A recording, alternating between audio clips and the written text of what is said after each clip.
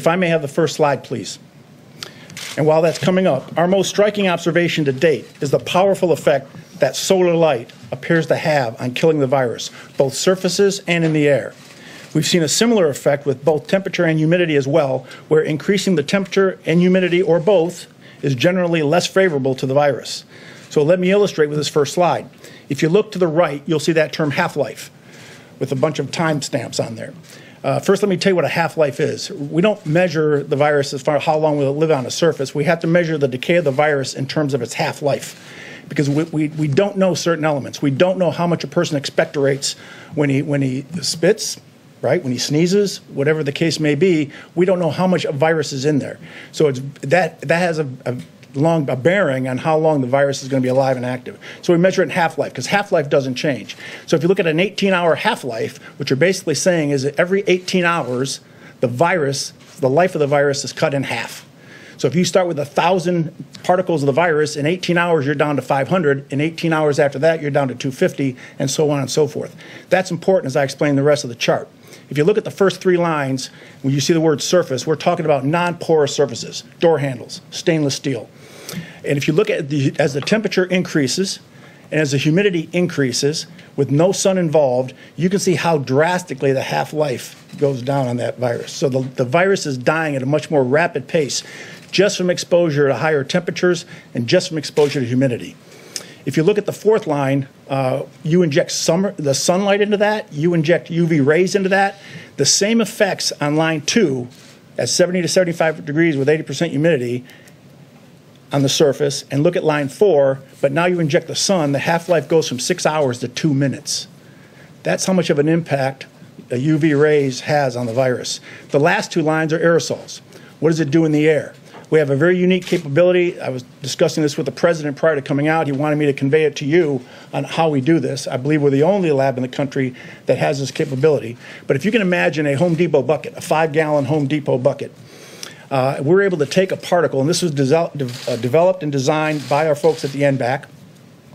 We're able to take a particle of the virus and suspend it in the air inside of this drum and hit it with various temperatures, various humidity levels, multiple different kinds of environmental conditions to include sunlight. And we're able to measure the decay of that virus while it's suspended in the air. This is how we do our aerosol testing. We worked with Johns Hopkins Applied Physics Lab, and we actually developed a larger drum to do actually more testing, and it's 4 times the size of that. So this is the capability that we bring to this effort.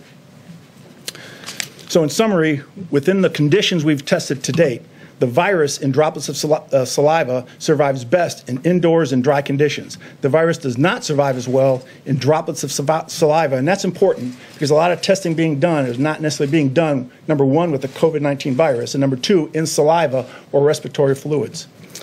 And thirdly, the virus dies the quickest in the presence of direct sunlight under these conditions. And when you look at that chart, look at the aerosol as you breathe it.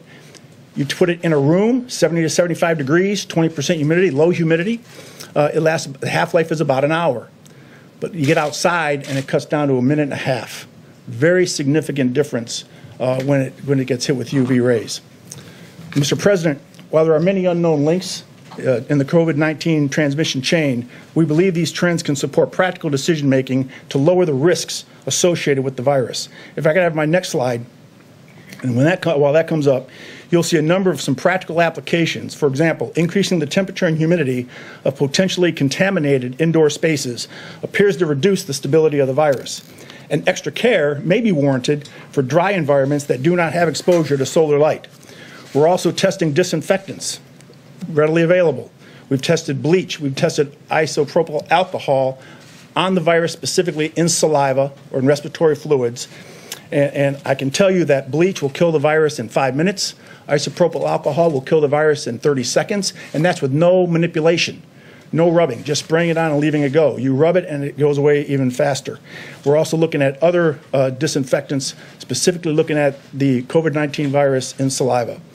This is not the end of our work as we continue to characterize this virus and integrate our findings into practical applications to mitigate exposure and transmission. I would like to thank the President, thank the Vice President for their ongoing support and leadership to the Department and for their work in addressing this pandemic. I would also like to thank the scientists, not only in S&T and the NBAC, but to the larger scientific and R&D community. Thank you very much. Brian. Mr. Brian.